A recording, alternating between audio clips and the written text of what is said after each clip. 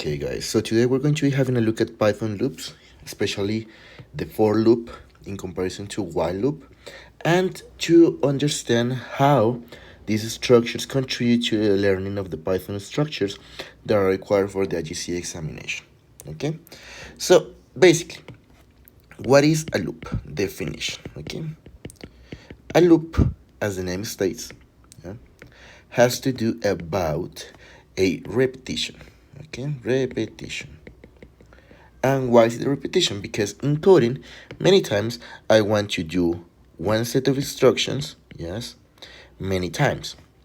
And what is the problem with this in practical coding? That if I want to write all of these lines of code, it's going to take a lot of time. Yes, because imagine if you need to write your name, yeah, 1,000 times. Yeah, it will be first boring for you, and it will be take time consuming. Yes, so in this moment, for example, I'm just trying to print six times my name. However, this can be basically done in an easier way.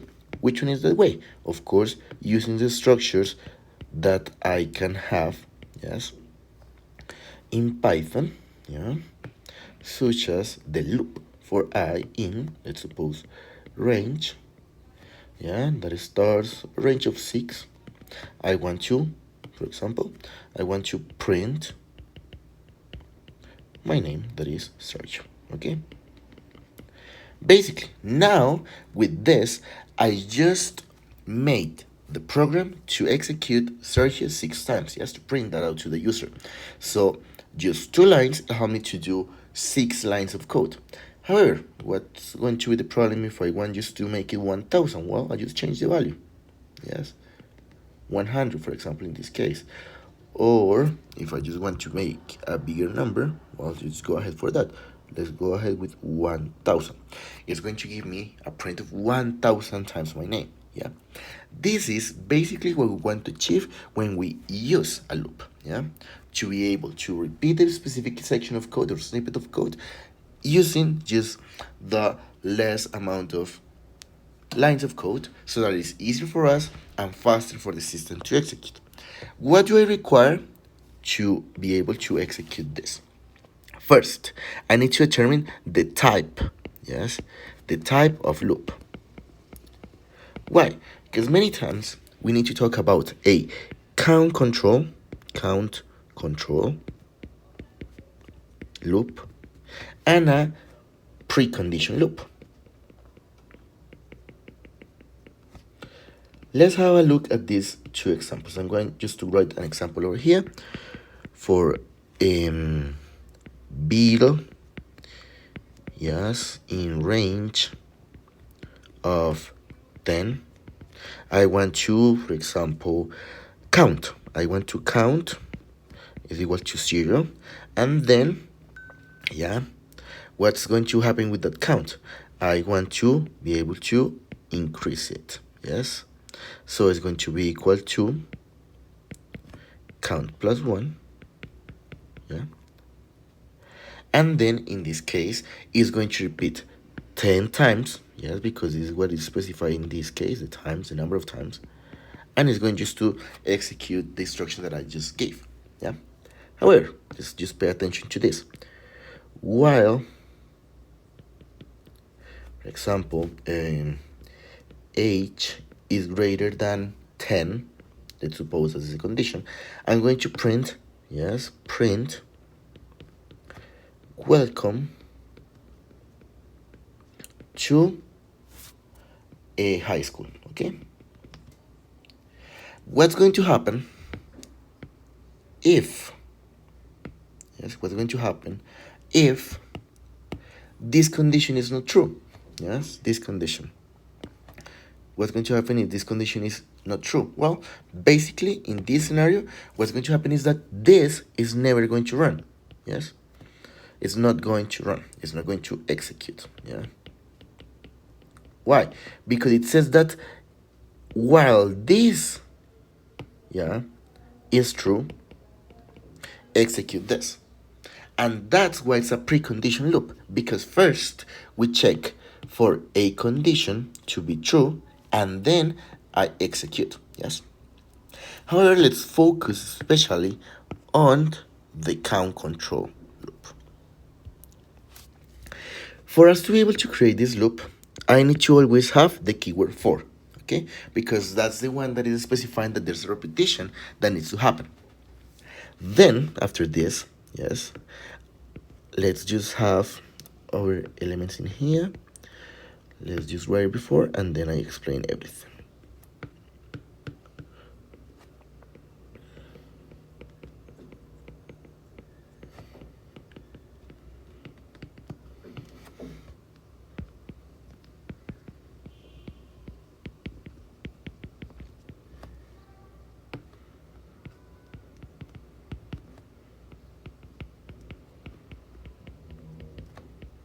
Okay, so first I need to have the for structure. Yes, once I have there, I'm going to create, or I'm going just to name the element that is going to be repeated. For example, most of the times you're going to find something similar to for I, where I stands for index, yes, or item, if you want to call it like that.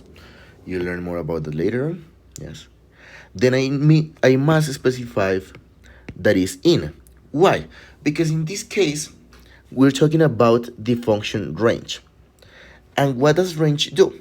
If you think about the word itself, a range, yes, is a group of numbers. Yeah. And in this case, if we have a look at our of the elements that we can just present in this scenario, yes, we require a start, a stop, and a step. What does it mean? That when I'm going to create this group of numbers that I'm discussing right here, I need to have those lower and upper limits. For example, let's create a range that starts from 0, yes, and it finishes in 10. What is that range? Well, the elements 0, 1, 2, 3, 4, 5, 6, 7, 8, and 9. Why am I not including the 10?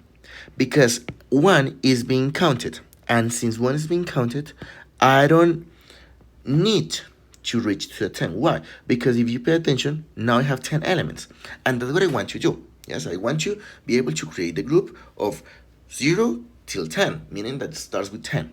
Yeah, that has 10 elements. Sorry. So these numbers is or are the ones that are going to be repeated through. Why? Because now that I can say in here that for every item in the range of 0 to 10, I'm going to print hello.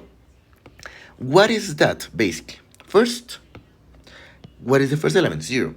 For element 0 in the range, print hello. So I print hello. Yeah. Let's just do it in here, and let's just duplicate it. That's the output first. That was the output for 0. Then, after I finish that, I go to my next element, 1.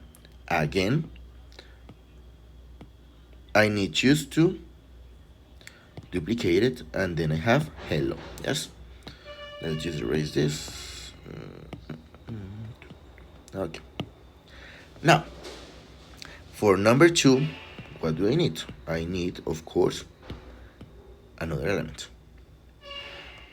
Again, for number 3, I need another. For number 4, I need another. For number 5, I need another. Yes. For number 6, I need another. Let's put it over here. Then another for number 7. Then another for number 8. Another for number 9. Yes. And with that, how many times did I print it? 10, 3, 6, 7, and plus 3 10. So basically what we're doing is that we're going through every element and repeating the instruction that is inside the indentation block. Yes, that's why we have an indentation. Now you may be thinking about this structure that I have right here. Yes, that is the stop and the start and the step. Let's just copy this, create a new one, and let's just paste it over here. So Let's suppose that I want to create, yes, a complete loop. Let's just change the instruction. I want to call it for a student, yes, for every student in a range of what? Of 0, yes, till 22, yes, with a step of 2. What do I mean by a step of 2? Remember, let's create the range, yes. The range that is created is equal to what? To 0, 2, 4, 6, 8, 10, 12, 14, 16, 18, and 20. Why don't I reach 22? Because the limits, yes, the stops, especially this, they are not inclusive. Not inclusive. Yes? What do you mean by that? They don't count themselves. So it would say that my limit is 22, basically is getting to 21. And since 21 is not part of the steps in here, well, I don't count those. Yes? And let's suppose, yes, that I just want to have the name as an input. So name is equal to input. What is your name? Yes. So now, what is it going to do? Again, it's going to go through element 0. Yes. It's going to ask for a name. Let's just receive it and store it. And since I don't have more instructions, I go to my next student. Who is my next student? Number 2. I receive the name, and then I go to next student. 4. Again, 6. Again, 8. Again, 10. Until I run out of options. Or out of options, yes. And that'll be the finish, that'll be the end of that repetition. So, where do I use it? Where do I use it? Where do I use this? First, when code needs to be repeated. Yeah. Many times. How many times? We don't know. Why? Because in this, yeah, let's suppose that I don't want to start with the predefined numbers. I want you to start with let's call this a lower limit, low limit, low lim, and this is going to be high lim, yes, as variables. So what does it require me to do? Well, basically, it's just going to require for low lim to be defined. For example, I can say that I want to receive from the user, so it's going to be equal to an input, yes, and the high lim is going to be equal an input from the user, yes. So what is it going to look like? Let's suppose that the user, yes, for the low lim, that person added 10. For the high lim, that person added 20. So in this scenario, over here, basically values are 10 and 20 because they get replaced by the information, by the data that is stored in this variable. So what is it going to look my range like? Well, it's going to look like this: 10, 10, 11, 12, 13, 14, 15, 16, 17, 18, and 19. Why don't I count the 10? Because the limits are not inclusive, meaning it gets to the previous one. If I want to get to a real limit, well, I just need to specify in here the high lim plus 1, and it's going to get to 21, meaning 220, so I can just say and go ahead with that. So it means that basically this code is going to be repeated 1, 2, 3, 4, 5, 6, 7, 8, 9, 10, and 11 times. Yes, do I want that? Probably not, because I just wanted to be repeated 10. So that's why having this limit over here won't be a unexpected behavior. Okay. In what other situation may I use the repetitions? When code, yes, when code requires less space. Why? Because if I'm giving you just 3 lines to write the answer, and or 4 or 5, and yes, you need to use, for example, that you need to repeat your name 5 times. Yes. If you do it in the old school way, you're going to say print name. Yeah. And since the instruction says that you need to do it 5 times, let's just copy that. Yeah. Let's just copy this, duplicate it. Yes. Let's just duplicate that again. Duplicate it again. Duplicate it again. The thing is that now you run out of space. So what will be the effective solution? Well, basically the solution will look like this. Those are the lines to write the code. Don't worry.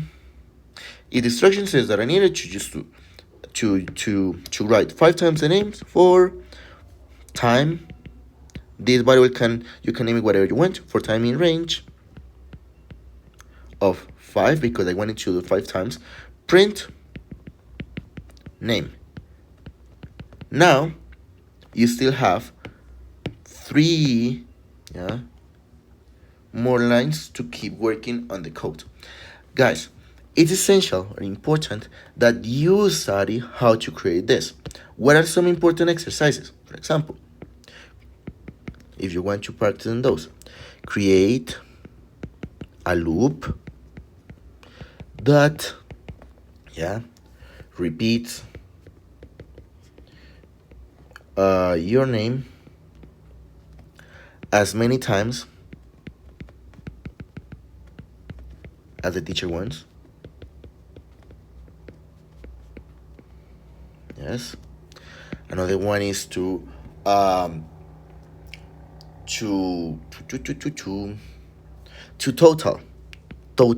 total some elements. Yes, you already know that total is to add all of the elements, yes, of a group together.